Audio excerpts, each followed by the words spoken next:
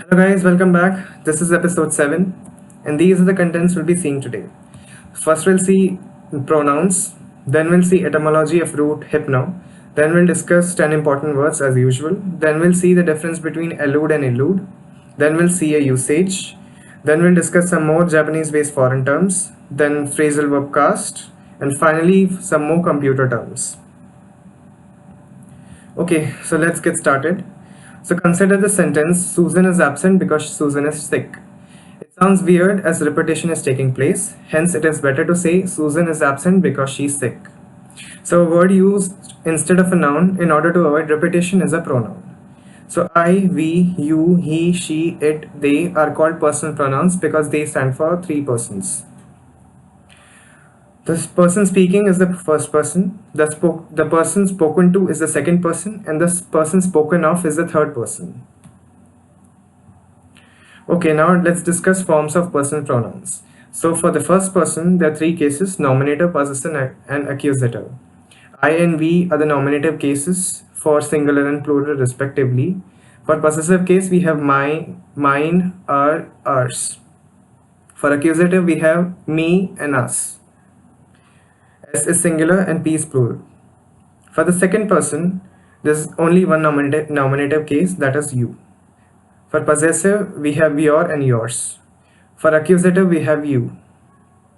For the third person, he, she, it, and they are the nominative cases. His, her, hers, its, their, theirs are the possessive cases. Him, her, it, and them are the accusative cases. Now let's discuss what are reflexive and emphatic pronouns. So when self is added to my, your, him, her, it, and selves to our, your, them, we get compound personal pronouns. So they are called reflexive pronouns when the action done by the subject turns back upon the subject. So consider these two examples. She killed herself, they hurt themselves. Okay, so in both of these sentences, action done by the subject turns back upon the subject. So she killed herself and they hurt themselves. When compound personal pronouns are used for emphasis, they are called emphatic pronouns. So consider these two examples. I will do it myself and he himself did it. So in these two examples, myself and himself are being used for emphasis. So they are emphatic pronouns. Now let's discuss what are demonstrative, indefinite, and distributive pronouns. So first, demonstrative pronouns. They are used to point out the objects to which they refer. So this, these, those, that are demonstrative pronouns. Indefinite pronouns used to refer to person or things in a general way. Anybody, everybody, all, some, few, many are indefinite pronouns. Each, either, neither are distributive pronouns. Now relative pronouns. So consider an example. I met Mike. Mike had just returned. So let us combine these two sentences. So we get I met Mike who had just returned. So in this sentence, the word who is used in place of a noun. It therefore does work of a pronoun. It also does the work of a conjunction as it connects two sentences. We might therefore call it a conjunctive pronoun. It is, however, called relative pronoun because it refers or relates to some noun going before. So in this case, Mike, the noun Mike, which is known as its antecedent. So Mike in this case is the antecedent.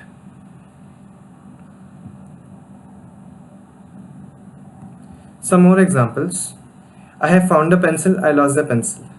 So we will combine these two sentences and we'll get a sentence like I have found the pencil which I lost. So which is the relative pronoun? Here's the pen that you lent me. And in this example, that is the relative pronoun. So in the above examples, which and what have been used as relative pronouns, which we have already discussed. It's not what, it's that. Sorry for this typo. Pencil and pen are the antecedents. So in this case, pencil is the antecedent, and in this case, pen is the antecedent. Forms of relative pronouns. So for nominative case, we have who. So example would be, this is the man who works hard. For genitive case, we have whose. These are the women who work hard. For accusative case, whom and who. This is an fact which you can note. Who replaces whom in informal English. So this is an example. This is the boy whom all hate, or this is the boy who all hate, or who all hate. The relative pronoun which has the same form the relative pronoun which has the same form for the nominative and accusative cases. This is a typo, sorry for that. This is the palace which belongs to my uncle. The temple which my uncle built. Which has no genitive case, but whose is used as a substitute for of which. So consider the sentence: a triangle whose two sides are equal is known as an isosceles triangle. The relative pronoun that has the same form in singular, plural, and the nominative and accusative, it has no genitive case. Take everything that you like. The relative pronoun what is used only in singular and has the same form in the nominative and accusative. So what has happened is not clear, and I do what I mean. These two are the examples. Now if you're a little confused, you can pause the video, reread these facts, and get a better understanding. Moving on, use of the relative pronouns. Who is used for persons only. It may refer to a singular, plural noun. The man who is honest can be trusted. Which is used for things and animals. It may refer to a singular, plural noun. The books which help you. The dog which I recently bought. Who and which can be used to modify or define the antecedent. The woman who cheated on her husband is an example of this. To give additional information on the antecedent. I gave her a cookie which was all I had with me. That is used for persons and things. This is the girl that I know. I know the place that he lives in.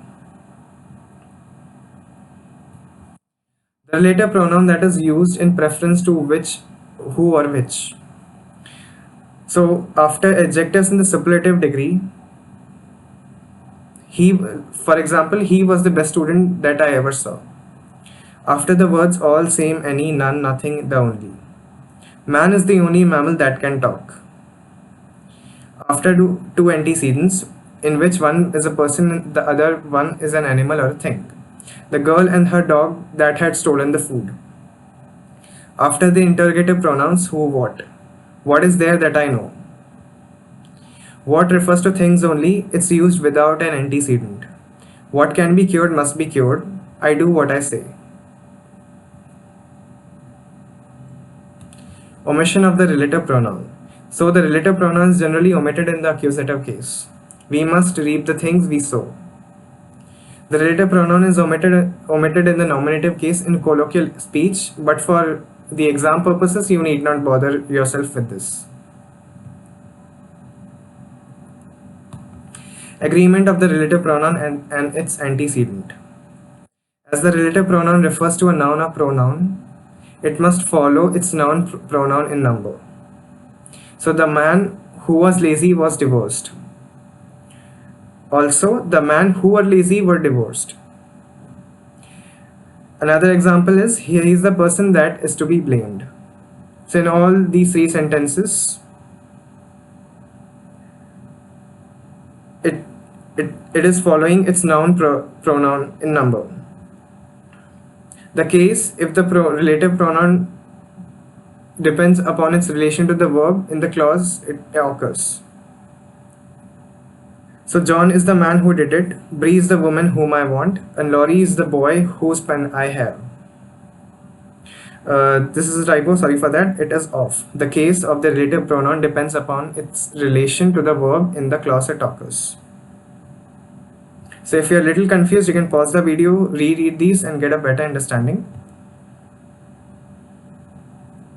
Okay, now we have compound relative pronouns. So pronouns formed by adding ever, so or so ever to who, which and what are called compound relative pronouns. So they are whoever, whosoever, whichever, whatever, whatsoever. So these relative have no antecedent expressed. Whoever did it will be punished. Now interrogative pronouns. Who, whom, which, whose, what, when used to form questions are called interrogative pronouns. For example, who is she? Whose pen is this? Who is used with persons only, like who, when, there. Which is used for both persons and things. Which of the books do you like? Or which is your enemy? What is used for things only? What does she want? In the sentences, what are you? I'm an engineer. What refers to their profession? So consider this, what are you? So in this case, here the profession is implied. The person who is saying what are you means to ask the profession of the person whom he is speaking with. Interrogative adjectives, which book is she reading? So which is the interrogative adjective? Compound interrogative pronouns, whoever asked you. So in this example, whoever is the compound interrogative pronoun. Okay, so that was it for the grammar part. Now some etymology.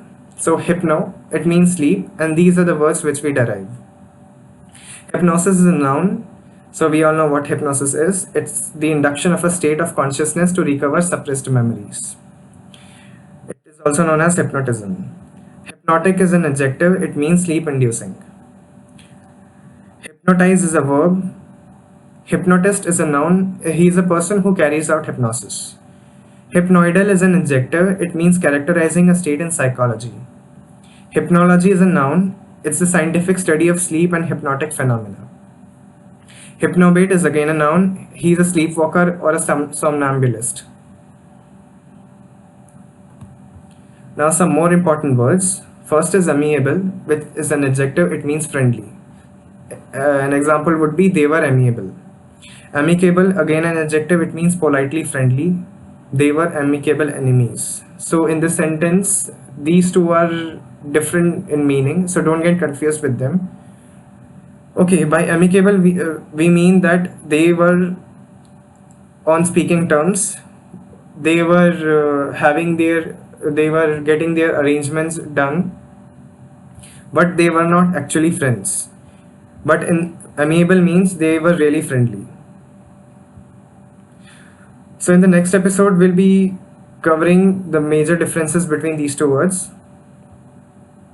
Third word is amnesty. It's a noun. It means an official pardon, like a tax amnesty. Fourth word is amoral. It's an adjective. It means neither right nor wrong, like an immoral person. Amorous is an adjective. It means relating to sexual love, like an amorous couple. Amorphous is an adjective. It means shapeless. His term paper was amorphous. Anachronism is a noun, it means something out of place, like anachronistic practice. Analogy is a noun, it means similarity. An example would be to draw an analogy. Anarchy is a noun, it means absence of government, like state of anarchy. And monarchy is another word. It is again a noun, it means presence of a single rule, country of monarchy. Now commonly confused, allude and elude. Allude means to make an indirect reference, and elude means to escape. Okay, now we'll see a usage. I'll write her a letter tomorrow. So we'll discuss futurity over here. So futurity can be expressed by both will and shall. So the facts of everyday speech are, will is used universally to express a future action regardless of person. Shall is exclusively restricted to interrogative sentence structures which are intended to seek permissions. However, in informal speech, you can say, will we have dinner tomorrow? This sentence in informal speech is also acceptable. You will find the use of shall in legal and government documents, in which shall is used in assertive sentences as well. So if you want to ask a question, use shall, and if you want to say if you want to use an assertive sentence, you can use will. Now some more Japanese-based foreign terms. Kamikaze were the suicide pilots used in World War II. Kendo is the fencing with bamboo sticks. Kimono is a traditional Japanese dress for girls and women. A samurai is a type of warrior. And Mikado Sake is a Japanese emperor. Now the phrasal verb cast. Castaway means wrecked. The houses were cast away by the storm. So in this sentence, we mean the houses were destroyed by the storm. Cast down means depressed. He was cast down by his poor exam results. He was depressed by his poor exam results. Okay, the final topic, some more computer terms. First is cursor, a movable pointer on a display unit. Second is dedicated. So this word is used in with graphics. So you must have heard of the phrase dedicated graphics or integrated graphics. So dedicated is a part exclusively for a particular function, and integrated is a part combined with another function. Hacking is the act of gaining unauthorized access into a machine. A hacker is a person who hacks. Binary is a number system used in computers, which makes use of 0 and 1. Mainframe are big powerful computers. Okay guys, this was it for this episode. I hope you liked the video. In case of queries, you can drop me a mail. Thanks for watching and please subscribe to my channel.